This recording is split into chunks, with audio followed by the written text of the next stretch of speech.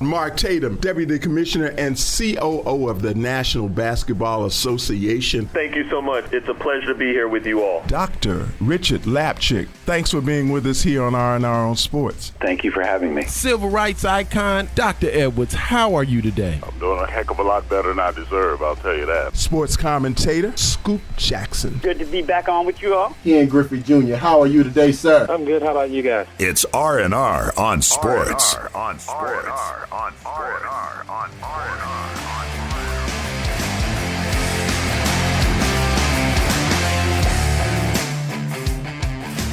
Hello and welcome to R&R on Sports. I'm Howard Robertson. And I am the great one, Larry Robinson.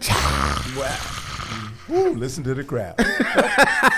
Aren't they going crazy? Going crazy. They're losing their minds, for me and Brian Flores. Oh, yeah, man. Of course we've got to talk about that. So much to talk about. I don't even want to start on that yet. We're going to start on that. We're going to start on in a minute. That's what we're going to talk about. But what does R&R stand for? R&R stands for, take your pick, relax and repeat.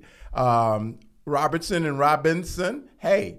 Rest and relaxation? All of that. All of that, but it does mean that because we are a weekend show. And listen, if you miss anything, check out our app. Download the Kazukian app at Google Play or the App Store. Check out R&R. You know, we got archives. We've been doing this for it ain't like we ain't 8 years, man. 8 years. Man, Is that right? Jim Brown. Yeah. Oh man. Dr. J, Ken Griffey Jr. I mean, we got some great the late great Hank Aaron. So go back in the archives. Earl the and Pearl check us Monroe. out. What was that? Earl was like a soccer player. Yeah. Before. Ain't that something? That's amazing. Amazing. The stories you will find in R&R interviews are just second to none. So what you got? There. Get them. How was your weekend? Weekend was outstanding. It's just, they just coming up too quickly, man. I'm loving watching football. You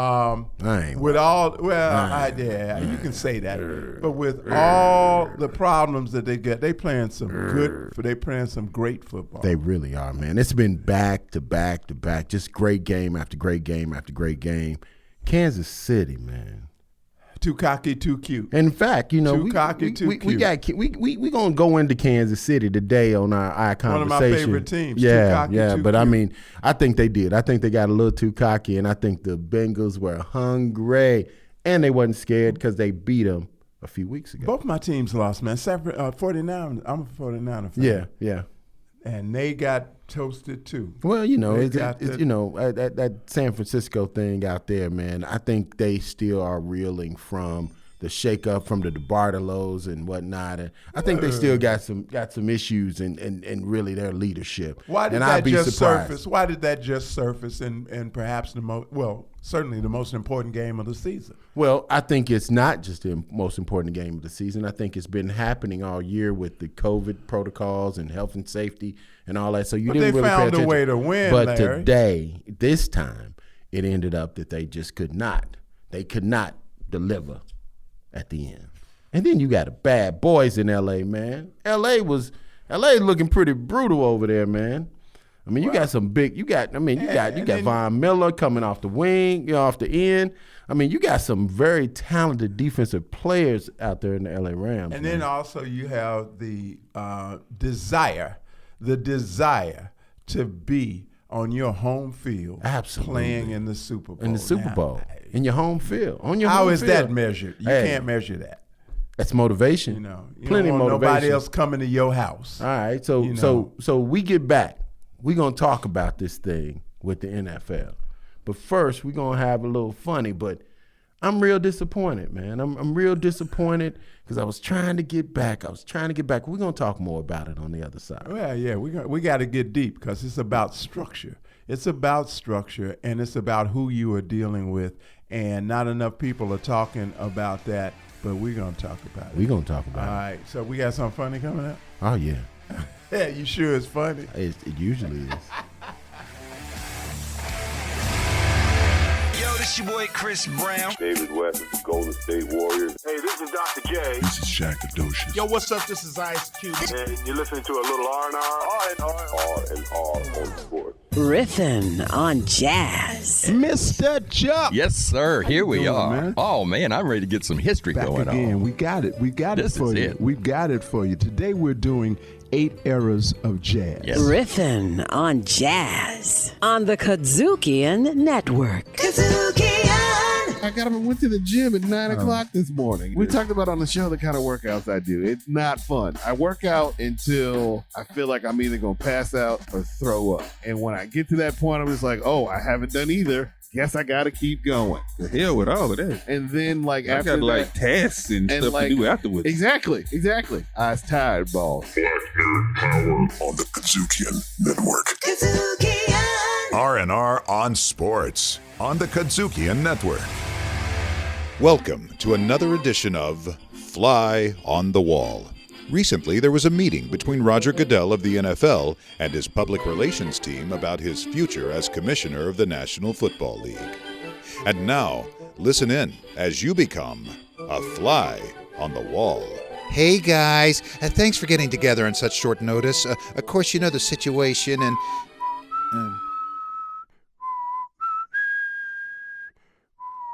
Shut up, Pete. That's very rude. Let him finish. Well, I'm just saying, things don't look so rosy.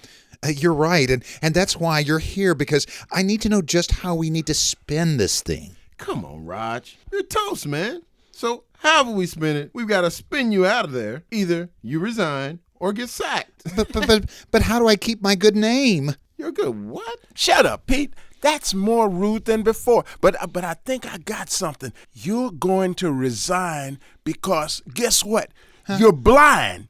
You can't see. You didn't see anything. The video or anything else. So you're resigning from the NFL to be a blind singer. Why should Stevie Wonder and Jose Feliciano be the only ones? We can call you Roger Charles, Ray's distant white cousin. What? Come on, try this. I got a woman. I got a way woman. across town. She's good to me. Now try this. Baby, good. what I say. Baby, what I say. Baby, what I say right now. Baby, what I we'll say get it together. right. We'll get it together. Look, Pete, you still got Jay-Z's number? Yeah, I got it. Just talk to Jay. Call him. This is going to be great. This is going to be great. Come on. I got a woman. I got a woman. Oh, Lord. Hello? Hey, Jay-Z. Listen, man, I'm calling with Roger Goodell, man. He's going to be the next great. Listen to this. I got a woman. I got a woman. Way across town. She's good to me.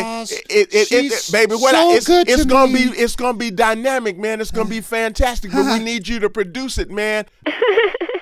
Hey, B, put Blue down. Come on over and listen to this.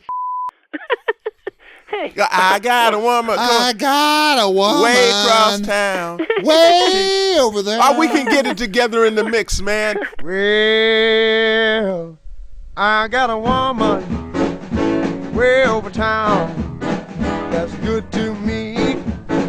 Oh, yeah. Say, I got a woman way over town, good to me. Oh, yeah. She give me money. That was funny, man. It's always funny. LMAOs. We need you to write some more. We need you to write some more LMAOs, man. It's because you're just so talented, man. Listen, America. I'm sitting next to probably one of the best comedic writers outside of Saturday Night Live, period. I love that. I love when you blow my skirt up like that. Watch what you said, man. Hey, man, no homo. I love when my skirt goes flying all up over my head. Thank you very much, though.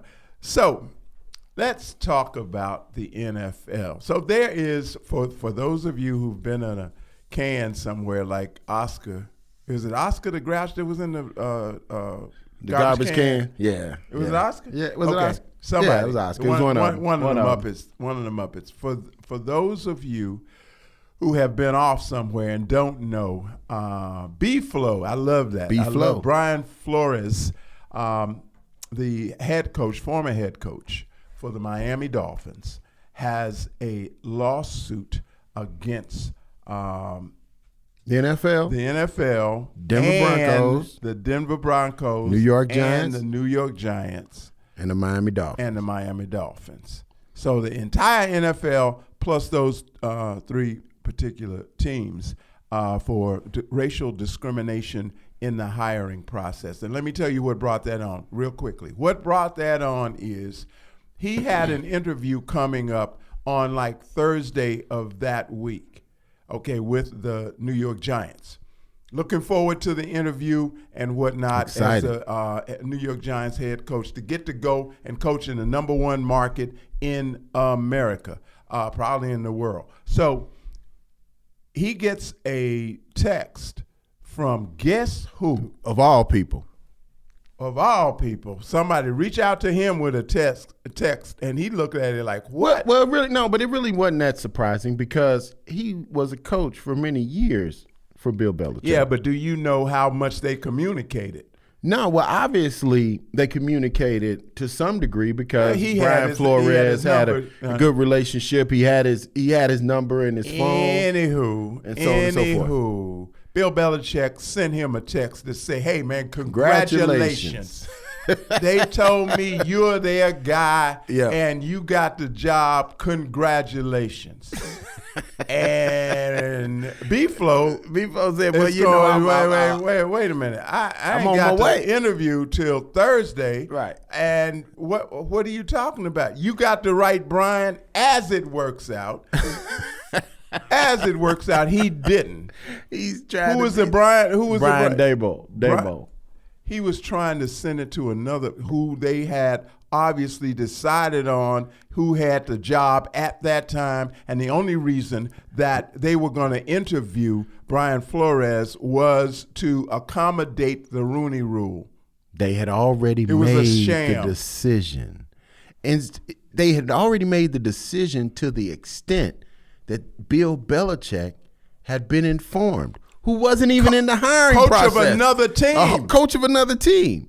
So he was embarrassed. Brian Flores had to experience a level of embarrassment. Like, what you going for? You going to interview? It's insulting. For what? That's already been decided. It's insulting. And he said, oh, man, I heard you were that guy for New York Giants and I think the Denver Broncos. I think you were the guy for both. He said, wait a minute, Coach.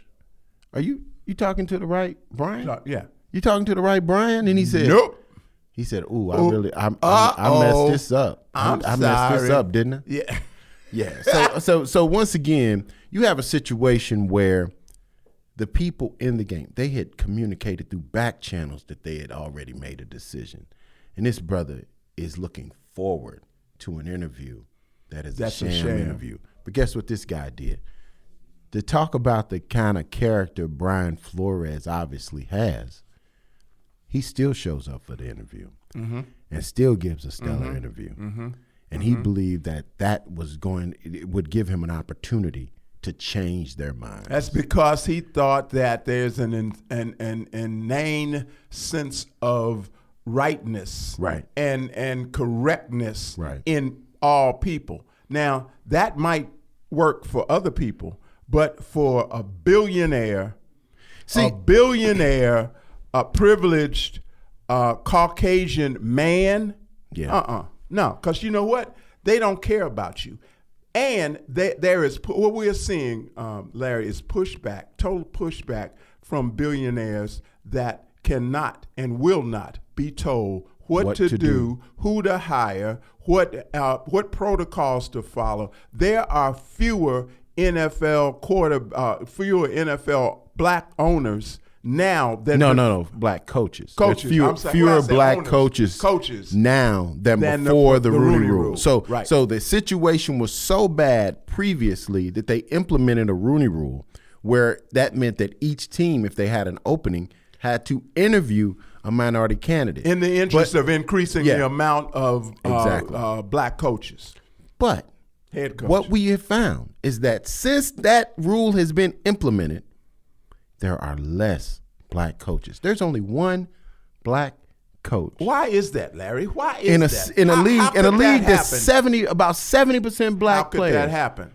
Well, I think it goes back to the slave mentality type of thing. It's like, okay, we can have white people, we can have the black field hands, but we cannot have blacks in leadership position.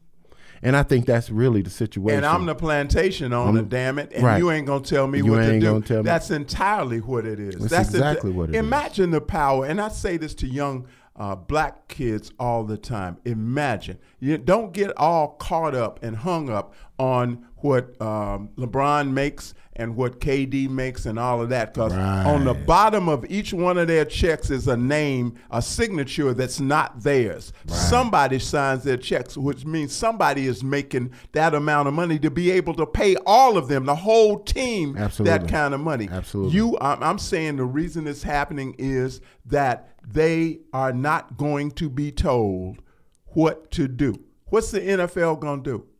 Put them out? Right.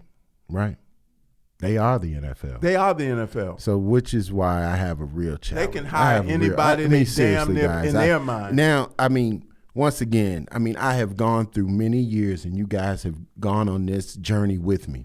I have tried to love and get back to my love for football, but it's been really challenging.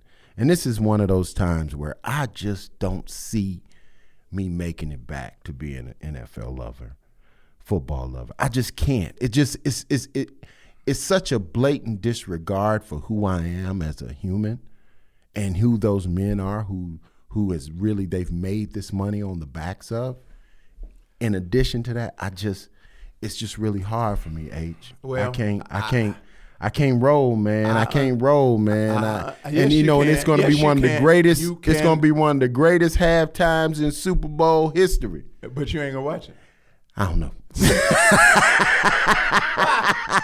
No, I can't have you. I might have to watch Dr. Dre and Snoop Dogg and Mary J. Blige. I cannot have you being all fragile and sensitive. I'm sorry. I can't have you like that, man, because listen, here's how I look at it. I look at it differently. I look at it as if I can endeavor to, I won't forget, but if I can put some of the things that America has done to people who look like us behind me in the interest of progress, then I can daggum sure do it for the NFL. Wow. Well, that says a lot. But listen, our guest today, we couldn't have a better guest, and it's why you listen to How appropriate. How appropriate. The first black minority owner in NFL history. Is with us here today, right here on R&R. Do y'all know who it is? No, you don't know who it is. So stay right there. Stay right here and find out. Find out on the other side. Don't take your ass anywhere. Blues in the basement. Hello. And the lyrics of the blues songs, like Bobby Rush, can sometimes be a little risque.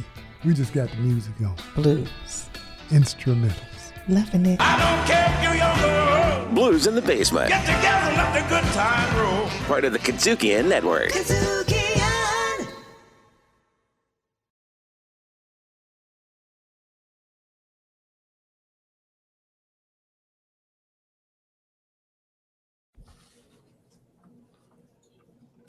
Welcome back to R&R on Sports. Back. Knew he was gonna do that. He always does.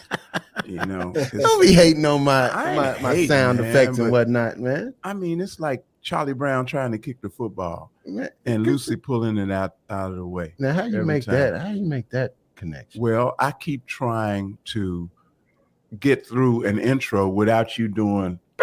So listen, man, we got a guest. We got an important guest. Okay, we do. And you absolutely acting up. do. You're acting up in front of people, man. No, I'm not acting up. I mean, come on, man. Introduce the brother, man. Damn. Brother Deron Cherry. Tell him who he is, man. Was I through? You might have been. You know, you're missing things. Now you just go on and do it. All right. Well, I could, but go ahead. Can you read? No, I can't read. Go ahead. 6 straight Pro Bowls.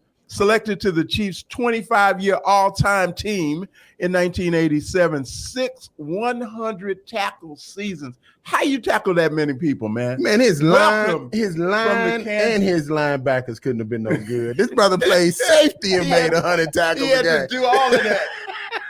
He had to punt the ball and everything. Brother Cherry, welcome to R&R on Sports. We're glad to have you. Thank you, brothers. Just glad to be here. And man, I know this show is going to be fun just by the start of it. I can tell you that was right the craziest thing you ever heard, right? Not your traditional show. Nah. It's not. Something is seriously wrong with people who listen to us, and we're happy about it. Listen, this this a lot wait a of minute, them. but check this out, man. This brother was a 6-time All-Pro. Mm-hmm. Played quarterback in high school. Mm-hmm. But guess what? He was a little bit too brown to play quarterback in college. So wait. So Deron, tell us what, man. How did Man, you he went end to class too because he went to Rutgers. Oh man. And I actually did play quarterback in college. My freshman year, I was a quarterback. Okay, all right, at all right. Rutgers and played cornerback as well, and was the punter. I did a little bit of everything. Is that right? You did all of that?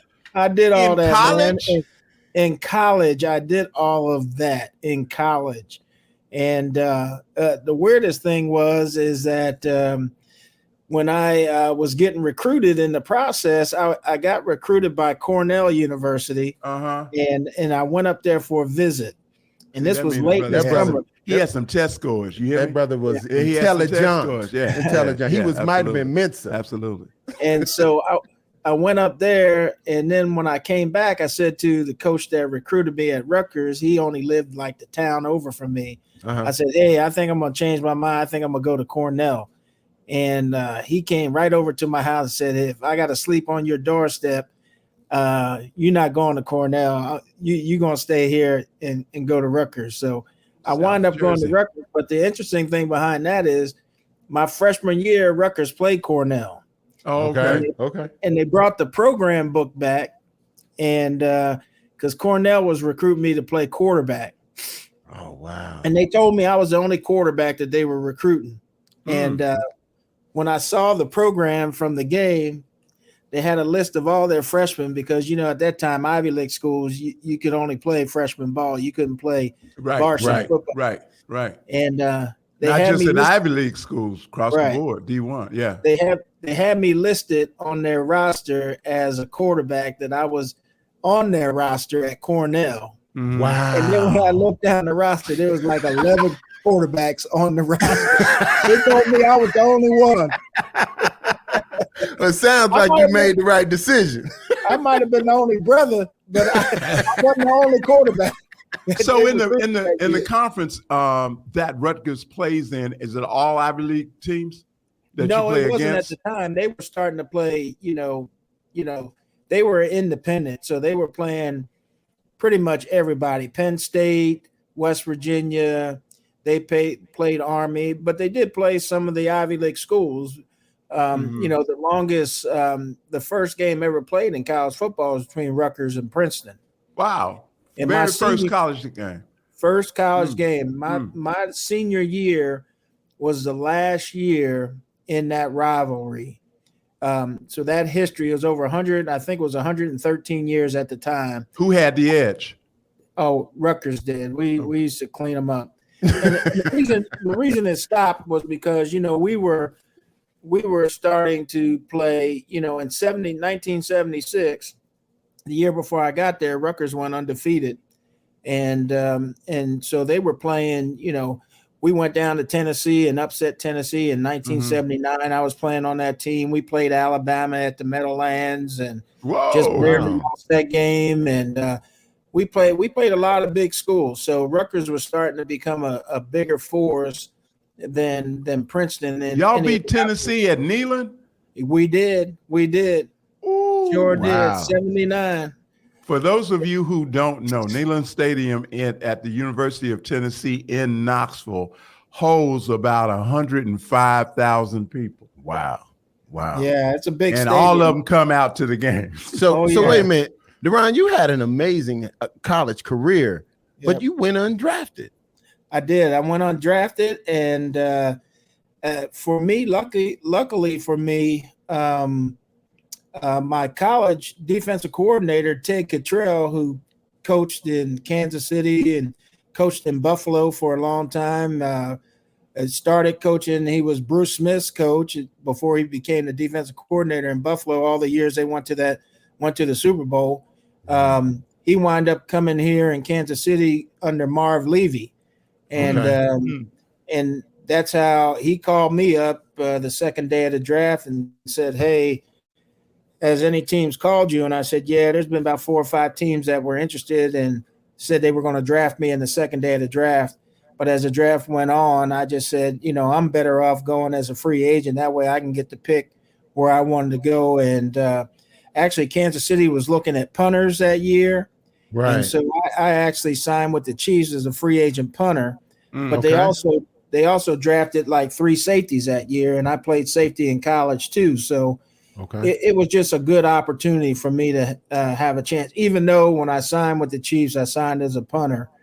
And then I asked Marv Levy after minicamp to bring me back in and let me try out at safety because they had drafted 3, as I said.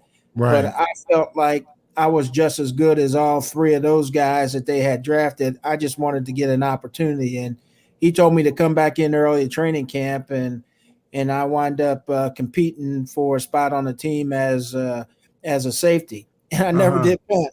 And I was I was actually the last player cut that year. Going into the season, they kept 4 tight ends and only 6 defensive backs at the start of the season. And so they had to let me go, but then they called me back and signed me that next week. And I came back out to Kansas City. And when I got back to Kansas City, they told me that there was a player that had gotten injured. And so they were going to sign me. And then when I flew out, got to the stadium, walked in the general manager's office, he said, "Well, he wasn't as injured as so we're not going to be able to sign you." Man. So I stayed around a couple of weeks with a guy on the team, Gary Green, who was an all-pro cornerback.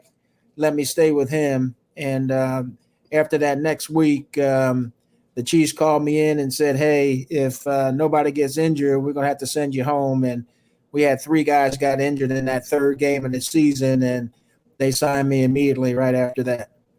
Wow, this is Iron Sports, and we're speaking with former All-Pro safety Deron Cherry.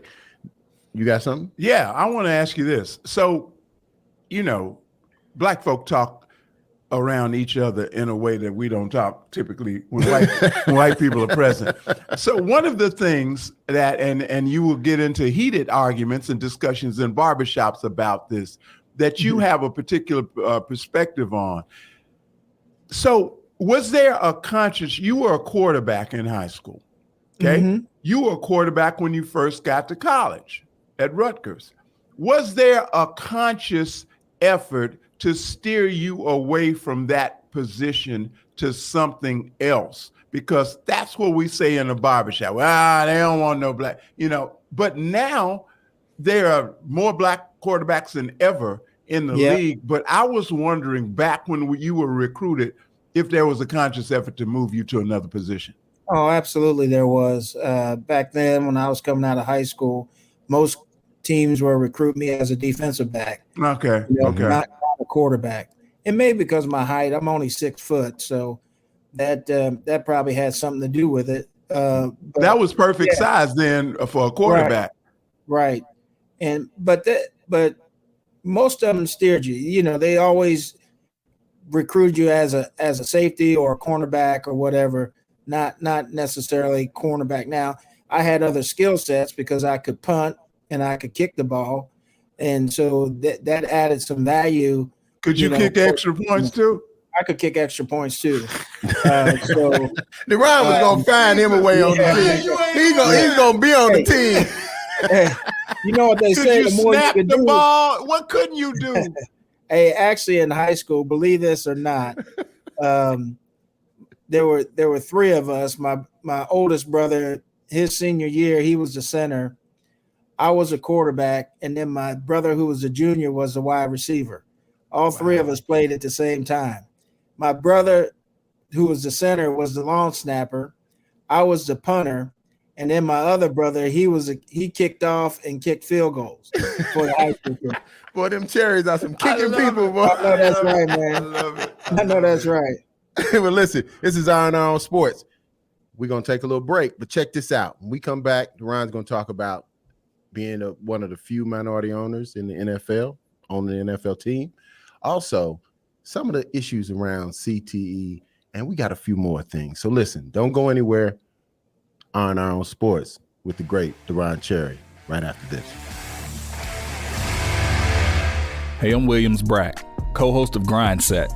The insight you gain from us and our guests will motivate you to take the leap into entrepreneurship. So stay with us. What's your grind set? And if you happen to miss some of our episodes, make sure to check us out on Spotify, Apple Podcasts, TuneIn, Stitcher, or your favorite podcast provider. Grind Set on the Kadzukian Network.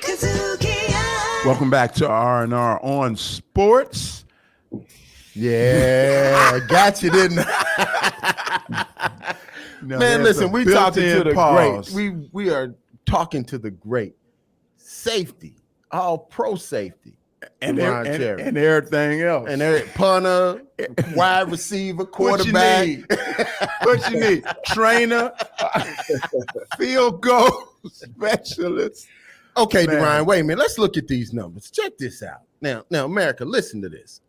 6 100 tackle seasons, 6 straight Pro Bowls, selected to the Chiefs' 25-year all-time team, 148 career games, 927 Good tackles, Lord above. 50 interceptions, 15 fumble recoveries, 3 returns for touchdowns. Led the Chiefs in tackles 4 times and interceptions in 6 occasions. Won AFC interception title in 1996 with 9 in a season. And they weren't playing 17 games. I'm telling you this, brother. Why ain't you in the Hall of Fame, Brother Cherry? Why aren't you in the Hall of Fame? Talk to me, because I need to know. Because you and Terrell Owens y'all got some kindred stuff going on, and that y'all being held out. Y'all were held out for longer than was really it should have been. I mean, there's no reason you shouldn't be there. Well, the case is my case hasn't even been heard yet. So, I mean, I've got Hall of Fame voters who have called and said, it's a big travesty. I think they said one of 3 players that was elected to the All 80s Decade team that's not in the Hall of Fame. Everybody else is in the Hall of Fame. You know what that is? That is finding out when the next meeting is going to be, and somebody just need to kick the door in and come in. Put your name up. And my thought is this,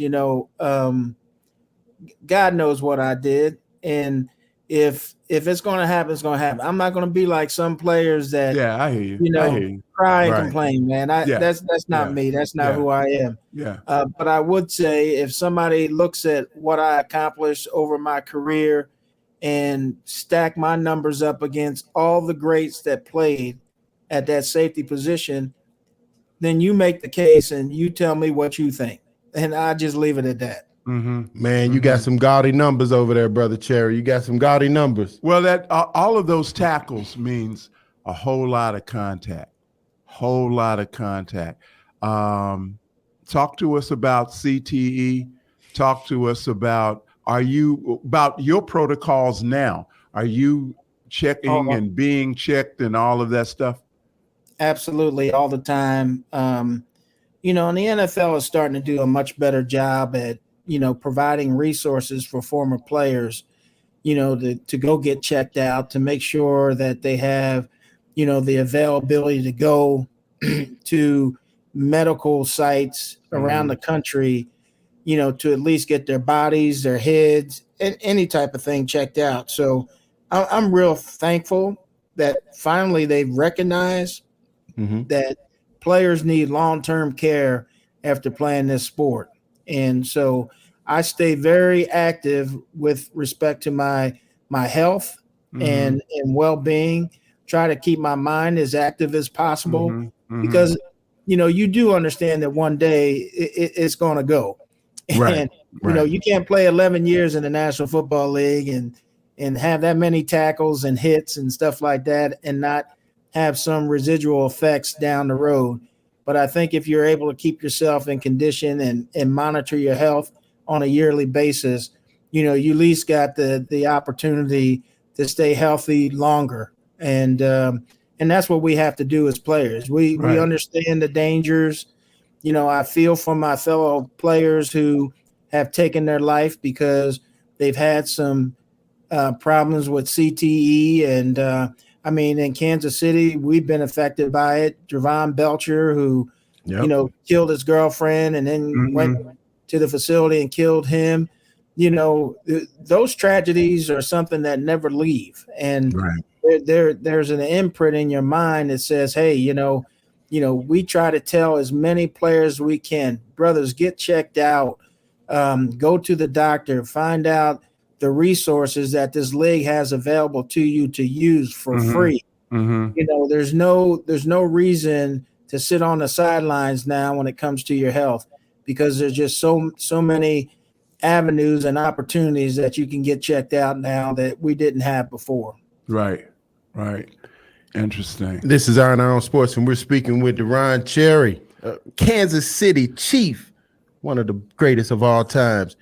I got a question from a standpoint of being a black quarterback, coming through high school and going to college, then going to punting, and then being a safety, and then being an all-pro safety. You're now a minority owner of an NFL team. There's not many of you. The first one. So how do you feel in that space? And do you feel some sort of obligation to open that door a little wider, to leave a little crack in that door so that there can be absolutely more minority owners and maybe even majority owners of African-American men that are majority owners of NFL teams? Well, I hope so. You know, for us, you know, I was with Jacksonville for about 15 years before we sold the team to Shad Khan, who's the current owner of the Jacksonville Jaguars. And I always felt like, you know, you're breaking a barrier. At the time when I was involved with the Jaguars, as you remember, when the league was going through that expansion, it was me, Walter Payton, you know, Jerry Richardson wind up getting the team. He was a former player, but he wasn't a minority. So it really came down between me and Walter Payton as to who was going to be the one that would become the first African-American, you know, minority owner in the National Football League. And it just happened that Jacksonville got picked and I became the minority owner in Jacksonville, the first. So I'm excited about that opportunity and always wanted to, you know, put that forward so to give more people opportunities to do that. And you go in there with the understanding of the business. It's a long-term investment, you know, from a standpoint of you don't see the value in it until it gets sold. Right. And most of them are owned by families and individuals that usually have right. They usually have something. So when you look at the business from purely a business standpoint, it is a small margin business. Right. Other than the fact that you're growing equity over years and that value increases. So, you know, a lot of guys look at it from a standpoint that, hey, I can invest my money in the stock market and make twice or 10 times as much. So, you know, is it a good investment? It is a great investment if, you know, you're looking at it for the long haul and you're going to pass that down to your family members. But simply from a business standpoint, you have to have that mindset that you're going to be in it for the long haul unless somebody sells it. Wait a minute, Deron, you literally, I heard that you made $21,000 your first year in the league. Yeah. Going to paying these brothers and other players millions of dollars as an owner. Did you ever feel any kind of way when you start seeing those salaries? Like, what's that dude asking for? He ain't worth that. I'm a 6-time All-Pro, right? And a 5-time. I'm a 6-time Pro Bowler, a 5-time All-Pro, and I didn't make that kind of money. So why are we gonna pay this guy this, right? But you know, the league has changed, and quite frankly, guys, I'm happy for whatever these guys make. I mean, because I know the toll that it takes on their bodies. And I just pray and hope that these guys understand the opportunity that they have, you know, over the long haul to save their money and to set themselves and their families up for years and years to come. Because that truly, it is tragic when guys that you and I both have seen and know that make millions and millions, hundreds of millions of dollars in some cases, and then walk away from the game and have nothing. I mean, literally nothing. So that's why I want you to talk. That's why I want you to direct the answer to the question I'm about to ask you to younger people. I tell young folk all the time, don't get all enamored and up in the air about what Kevin Durant might make or what LeBron might make or whatever, because at the bottom of all of their checks is somebody else's name. Somebody else has to be making enough money to pay them all of that money. Your name probably was one of the ones on the bottom of the check. So talk to them about, if you're going to aspire higher to do what you did. Yeah, absolutely. I mean, I've always felt like I wanted to be able to control my own destiny and not have somebody dictate to me, where I was going to wind up. And so my opportunity was, I got a chance to get into the distribution business and own my own distribution company with Anheuser-Busch.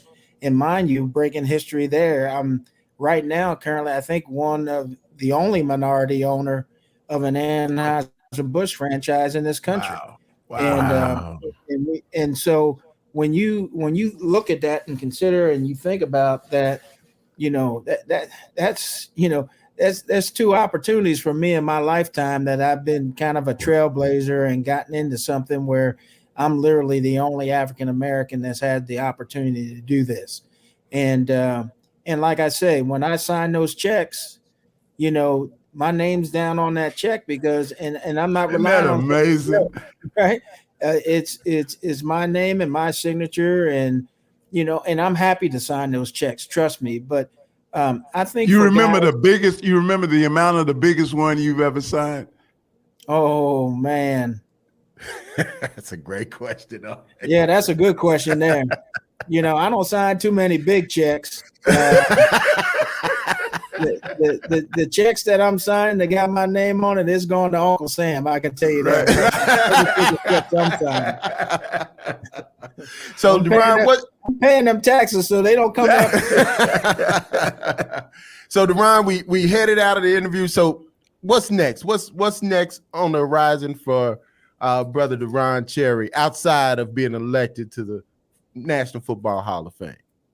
Man, I'm working on a lot of stuff. I mean, I have a foundation, right? So we do a lot here in Kansas City. We raise a lot of money to support a number of different charities that I'm passionate about. We have one called Score One for Health.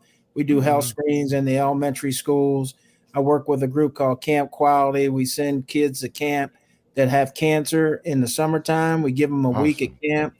We work with a group called Midwest Animal Rescue. We're rescuing animals, giving them a safe home. And then we work with a group called Answering the Call, which is our first responders, police officers that get injured in a line of duty or something, they get sick or whatever. And we try to be a bridge and a gap to help support not only them, but their families. My brother was in law enforcement for a lot of years back in Camden, New Jersey, in that area.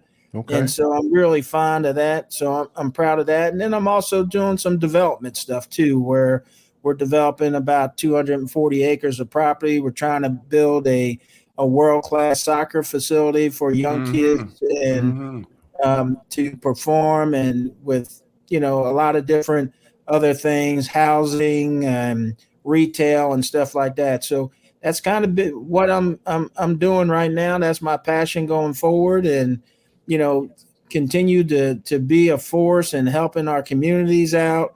Making sure that we're accountable to our young people, especially our young people, because they need that guidance, right? And that they can see people and men of color that are standing for something, right? Standing Absolutely. for the truth. Absolutely. Standing to continue to help each other out as we grow and make sure that, we leave this place better than when we found it. So that's my goals right there. Pushed all my buttons. To the epitome of to whom much is given, much is required. Absolutely. The epitome of that. Thank you. Thank you for all that you do for the community in Kansas City, but also the country, because the impact is, I'm sure, felt across the country. Totally a legend in your own time. We appreciate you being with us here. And we are going to take you up on coming to Kansas City. I love coming to Kansas City. And I got to go. I owe going back there to Gates and talking some more smack so they can feed me some more Q. They call me, man. My office is right around the corner from the Jazz Museum. I can walk there. So wonderful. All right. Welcome to come to Kansas City. And I tell you'll be shocked. There's a lot of history here. And definitely. Home of Charlie Parker. Hey, man. That's where Charlie Yardbird was from. That's exactly right. And we got great barbecue. That's right. Thank you for being with us here on R&R on Sports. We will be back for more right after this. Humans Being with Kirk Whalum. Ladies and gentlemen, please welcome, now I'm going to say my friend, Jonathan Capehart. You came up and tapped me on my shoulder and you said, I'm a big fan. My name's Kirk Whalum. And I just about jumped out of my skin because I was like, wait, Kirk Whalum is saying hi to me? He's a fan of mine? Get out of here. Humans Being with Kirk Whalum. Back for more. R&R on Sports. Absolutely. So listen, man, I got a shout out. I got a shout out. Sit here with a crazy I got a shout out. My shout out as we roll out. Azee. But listen, man. Listen to what I'm about to tell you. I'm about to learn you something. Speak. My shout out is going to one of the young, most dynamic ballers in the league, and might be the future of the league, and brother Ja Morant. But in addition to shouting out Ja, I'm going to shout out his daddy, because T and Ja have been riding on this journey together for a while. I mean, even draft night, T was there, dressed like he was back out of the 70s.